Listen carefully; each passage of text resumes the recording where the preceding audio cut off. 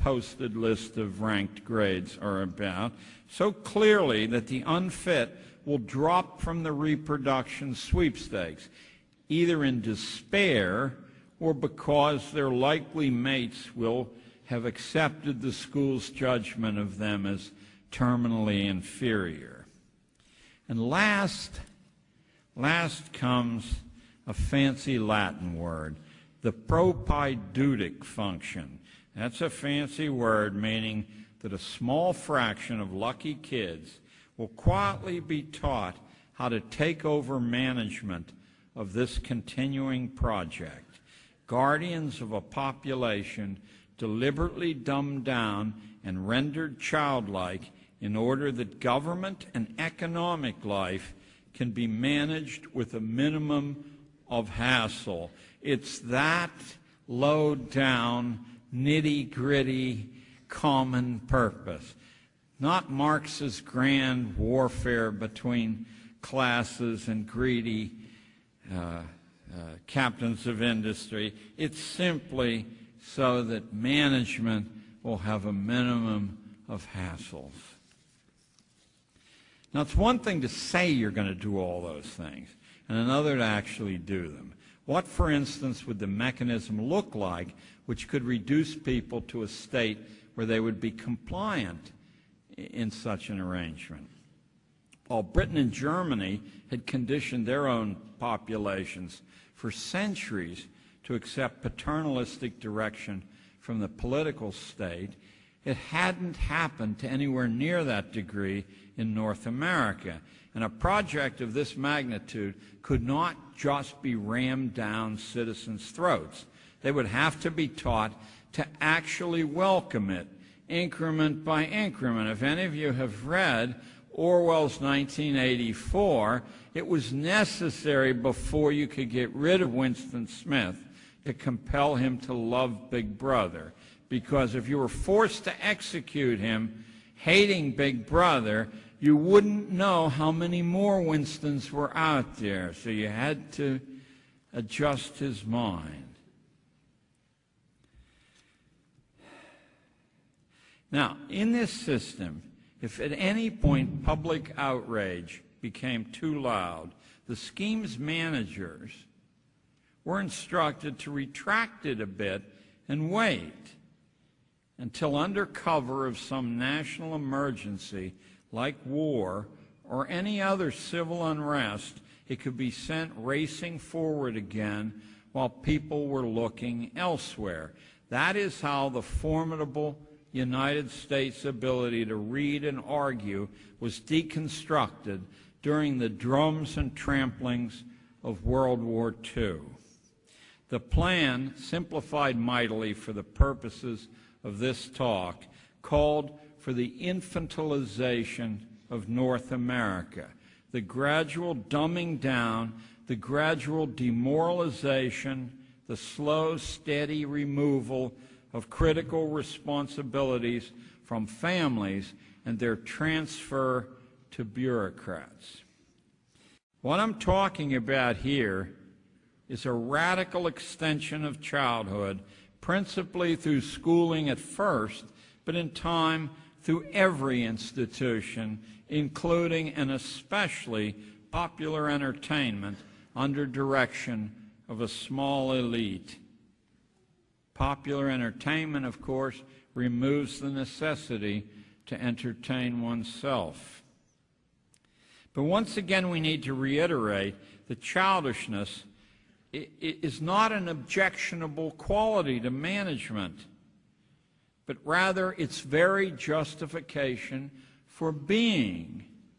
Childish people are unable to offer effective resistance to management. They may whine, complain, even shoot one another, but they have no idea how things work. So eventually they come to heel or break. Childish people, for all the noise they can make, are nearly helpless. They fall back in line because they have no other choice. They lack the inner resources to be self-sustaining. Through the second half of the 19th century, beginning in the North German states of Prussia, Saxony, and Hanover, a science of making young people childish grew up. It was studied by certain prominent Americans like Horace Mann, William Torrey Harris, the Peabody family, J.P. Morgan in Canada by Edgerton Ryerson, and by others who envied the control it offered to management and wanted that control for themselves. With the rise of the centralized corporate economy a quarter century after the Civil War, another overriding reason to place the population under tight management arose. But before I tell you about that one, which is big time, we need to get a few red herrings out of the way.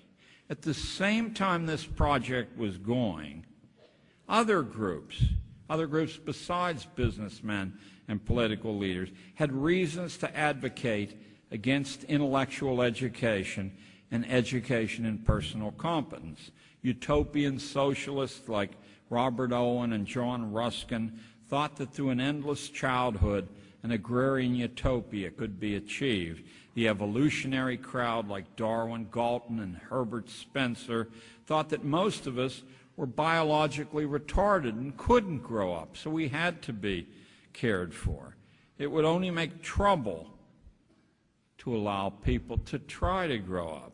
Scientific historians like Hegel or Herder and Marx thought that by keeping people dumb and incomplete, history itself could finally be controlled by small elites and guided to a conclusion. There were others too, but we don't need to review them all here. I wanted you to know that there were plenty of potent interests around that wanted the public childish, but none of them had any resources. None of them had the resources of corporations to sustain a campaign in that direction. For a long time, it only required a little corporate financing done behind the scenes to allow an army of innocent academic and philosophical screwballs to do the corporate government bidding unknowingly, thinking they were riding their own hobby horses.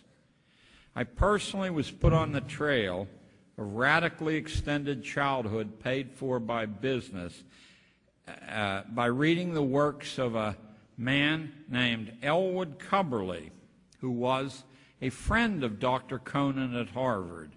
And he was Alexander Inglis's partner at Houghton Mifflin, the publisher, where he edited the elementary school series of textbooks while Inglis managed the secondary series. Houghton Mifflin, if I pronounce that correctly, and if I don't, my apologies to the Houghton and Mifflin family, they had a monopoly on books about institutional schooling. If you wanted to read about supervision or financing or classroom technique, you bought a book from the Houghton Mifflin series for several decades, the key decades, when the institution was brand new. Cubberley was also Dean of Teacher Education at Stanford University, and while there he became head of a thing called the Education Trust, a shadowy cabal of academics nationwide who controlled every major administrative post in America by 1918. Once again, my source of this information is no conspiracy book. It's the very conservative graduate education school textbook called Managers of Virtue by David Tyack, T-Y-A-C-K, a well-respected volume that's been in print for years. All the administrative jobs in North America were under the control of a group that called itself the Education Trust until the newspapers got wind of it, and then they submarined into a new... In 1906, Cubberley had written in his PhD thesis at Columbia Teachers College that in the new schools coming, this is a direct quote, children are to be shaped and fashioned like nails, and the specifications will come from business and government in that order. If you're skeptical, and I encourage skepticism, I guess The librarian at this university can borrow Cubberley's PhD thesis fairly easily so that you can read these words for yourself. Specifications, of course, the word is a term for outcomes desired, and how those outcomes were to be reached was up to academics and bureaucrats who worked for the policy people. It's a strategy that in business is known as management by objectives. You say, I want you to be in this place at this time. I don't care how you get there. A few years later, in 1919, the same Elwood Cubberley was writing that childhood had been deliberately extended by 4 years because a combination of powerful interests had demanded this. The trick was pulled off by denying children association with the adult world and with real responsibility through comprehensive confinement schooling, which created a world of children separate from the real world. There, the little human resources could be held until summoned or not summoned. It isn't very hard to see that the interest served most directly by delaying personal sovereignty is something we can fairly call the managerial outlook. Total management and human independence are mutually contradictory terms. Once professionalized, management finds it irresistible to argue that neither children nor their parents can be trusted, that the only sensible way to handle growing up is through expert goal setting and professional interventions at public expense. What I've tried to do here in my crude way is to show you that once the institutional infrastructure is established, nobody has to know what it's about. They have to know that they don't get their paycheck unless they keep the system in a steady state. So that eventually all the architects who know what's going on could die off and the thing becomes a piece of autonomous social technology. It's time we all faced the fact that expert management is never well served by allowing children to grow up or to grow whole. Its tutelage is only justified intellectually by the academic disciplines of psychology and sociology and anthropology and evolutionary biology, even military science, each contending in its own way that growing up is impossible for most of us. All of these disciplines grew from corporate or government underwriting, regardless of how many famous leftists are associated with these particular movements. They were all paid for by corporations or government.